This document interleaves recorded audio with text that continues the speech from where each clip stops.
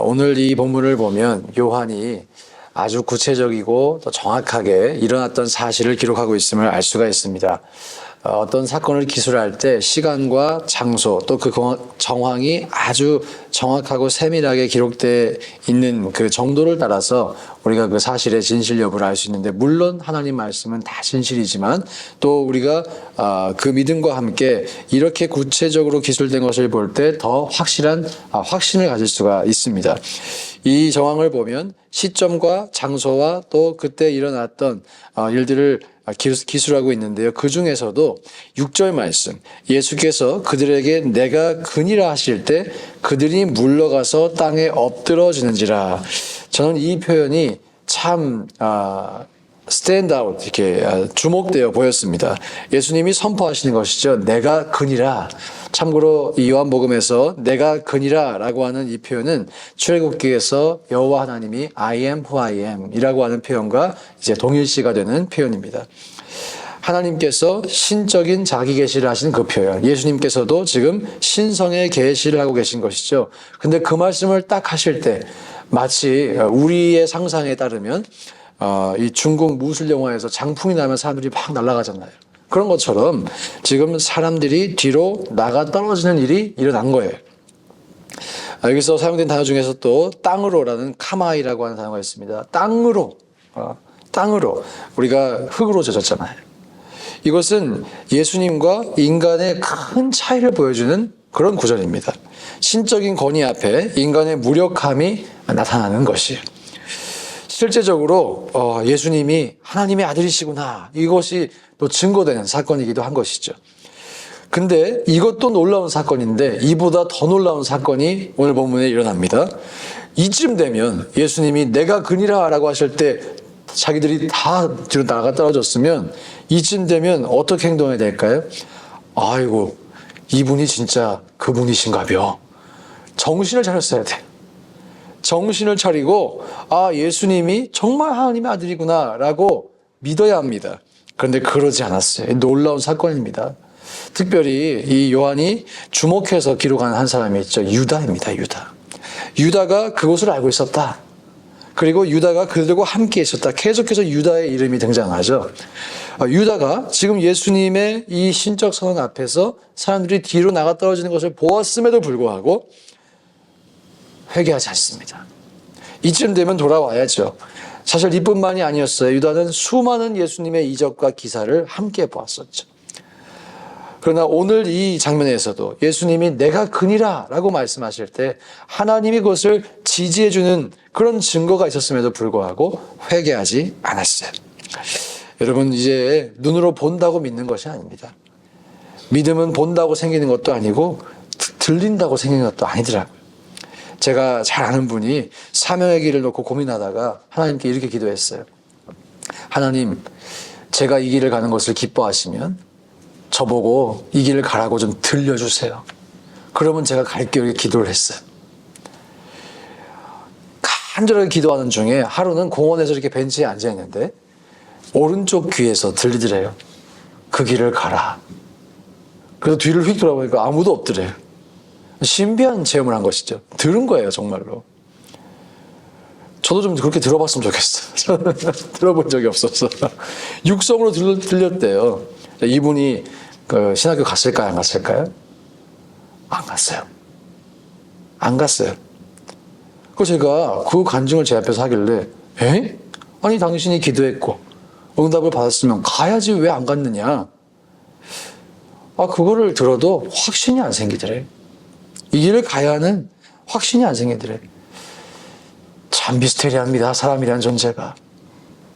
오늘 이 본문에 나타나는 예수님 잡으러 온 병정들, 예수님이 하나님의 아들이심을 드러내는 수많은 사건을 보고도 안 믿는 거예요.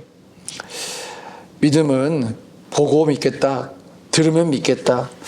글쎄요, 보여준다고, 들려준다고, 주님이 그렇게 보여주시기도 하시고 들려주시기도 하셨지만 안 믿으신 분들이 많아요. 하나님 입장에서 또 보여주실까? 보여주시고 싶으실까? 또 들려주시고 싶으실까? 그 주님의 마음을 다 알 수는 없지만 하나님 입장에서는 제가 볼 때는 또 보여주시고 또 들려주셔야 할 필요가 없다고 생각하실 것 같아요. 여러분, 우리가 보여달라, 들려달라 하기보다는 진정한 믿음을 가지기를 원합니다. 그럼 진정한 믿음이 무엇일까?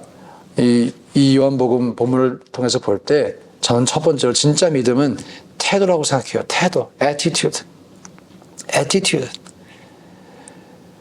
예수님을 어떻게 대하는가? 안 믿으려고 작정하면 안 믿습니다. 토라지려고 작정하면 토라집니다. 정말 그렇습니다. 예수는 역사다라고 하는 그 책도 있고 영화도 있죠. 시카고 트리뷴지의 기자였던 리 스트로벨이라고 하는 분이 작성한 그런 책입니다. 참고로 이분은 시카고 트리뷴지에서 기자로 일을 할 때 예수의 부활이 허구다라는 것을 증명하기 위해서, 그 프로젝트를 수행하기 위해서 이제 예수님의 부활을 파고 또 파는 그런 프로젝트를 시작을 했어요. 그 영화에서 이 사람의 개인의 삶을 이렇게 주목해서 보여주고 있는데, 그 작업을 하다가 이분이 퉁 하고 깨닫는 게 있어요. 어쩌면 예수님이 정말 부활하셨고 정말 하나님의 아들일 수 있겠다. 증거자료를 이제 모으다 보니까 자기가 갖고 있던 생각이 편견이었다는 것을 알게 된 것이죠. 내가 기존에 가지고 있었던 생각이 편견이었고, 정말 진실은 예수님이 하나님의 아들이시자 또 부활하신 분이시구나. 그 객관적 증거들을 놓고 이제 고민하고 있는데 잘 믿어지지가 않는 거예요. 잘 믿어지지가 않아요. 저는 그 영화가 참 탁월한 점이 있다고 생각하는데요. 잘 믿어지지 않는 그가 믿게 되는 과정이 있어요. 어떤 한 포인트가 탁 변화가 되면서 믿음이 생기는 과정이 있습니다. 그게 무엇이었냐면 본인의 아버지와의, 친아버지와의 관계 회복이었어요. 관계 회복. 객관적 증거도 수집을 했지만 아버지와의 관계가 회복이 되면서 믿음이 생기더라고요. 다른 말로 그것이 이렇게 반추해가 비춰주는 것이 있다면, 아버지라는 존재에 대한 부정적인 애티튜드가 믿음을 생기는데 가로막는 그 사람에게는 그렇게 작용을 했던 거예요. 믿음이 태도인 경우가 참 많이 있습니다, 여러분. 참 많이 있어요. 저와 여러분이 하나님에 대해서, 하나님 아버지에 대해서, 예수 그리스도에 대해서 온전한 태도를 가질 수 있기를 축복합니다. 온전한 태도를. 또 두 번째로, 믿음은 무언가를 더 사랑하는가의 문제입니다. 유다는 돈을 사랑했어요. 돈을 사랑하니까 예수님이 바라봐지지가 않습니다. 자, 오늘 이 본문에서 베드로가 이 말고의 귀를 자르는 그런 용맹함도 보였죠. 그런데 베드로가 결국 배신을 하잖아요. 자신의 목숨을 더 사랑했습니다. 이때까지만 해도. 물론 유다와 베드로의 믿음에는 질적인 차이가 있습니다. 유다는 세상을 사랑했고 베드로는 예수님을 사랑은 하지만 자신을 부인하지는 못하는 그런 믿음의 어떤 질적인 차이가 분명히 있죠. 우리 모두는 사실 유다보다는 베드로에게 더 가까울 것입니다. 자, 그런 베드로가 주님을 사랑하게 돼요. 자신의 목숨을 걸 만큼 사랑하게 됩니다. 이것이 우리가 나아가야 할 신앙의 방향이라고 주일날도 말씀을 드렸죠. 자, 그렇기 때문에 우리에게 질문해 봐야 합니다. 우리는 무엇을 사랑하는가? 무엇을 위해 우리의 시간과 에너지와 물질을 사용하고 있는가? 무엇 때문에 기쁘고 무엇 때문에 마음 아픈가? 전 여러분의 마음을 가득 채운 것이 하나님을 향한 사랑이기를 축복합니다. 하나님은 우리에게 많은 것을 은혜로 주시는 분이세요. 이 세상에서의 평안, 물질, 자녀, 성취 다 주시는 분이세요. 어떻게 그렇게 말할 수 있느냐고요? 로마서 8장 32절에 자기 아들을 아끼지 아니하시고 우리 모든 사람을 위하여 내주신 이가 어찌 그 아들과 함께 모든 것을 우리에게 주시지 아니하겠느냐. 모든 것이라고 돼 있어요. 모든 것. 어찌 그 아들과 함께 모든 것을 우리에게 주시지 아니하겠느냐. 성경이 분명히 말씀하고 있어요. 그렇기 때문에 저는 선포합니다. 하나님은 우리에게 모든 것을 주실 수 있는 분이심을 믿습니다. 또 주시기 원하시는 분이심을 믿습니다. 그런데 우리가 또 이 하나님과의 관계에서 주의해야 할 것이 있어요. 하나님은 우리가 하나님 이외의 다른 것을 더 사랑하는 것을 참지 못하십니다. 참지 못하세요. 인내가 많으시지만 우리의 사랑에 관해서는 양보가 없으세요. 질투하신 하나님이시다. 이런 표현도 성경에 있죠. 그래서 하나님은 우리의 마음을 불꽃 같은 눈동자로 지켜보고 계세요. 때때로 우리의 삶에서도 하나님이 허락하시는 시험도 있어요. 예, 우리가 자초하는 시험도 있지만 하나님께서 우리를 달아보시는 그런 시험이 있죠. 한번 흔들어 보십니다. 달아보십니다. 왜 그런지 아세요? 우리가 하나님을 가장 사랑하는지 달아보시려고, 확인해 보시려고. 여러분, 우리가 그런 시험이 있을 때 통과할 수 있기를 축복합니다. 통과하면 주어지는 거예요. 아, 그래, 너가 됐다. 허락해 주시는 거예요. 통과하기 위해 어떻게 해야 될까요? 하나님을 가장 사랑하는 것입니다. 그것이 또한 가장 지혜로운 것이에요. 통과만 하면 다 허락되기 때문이에요.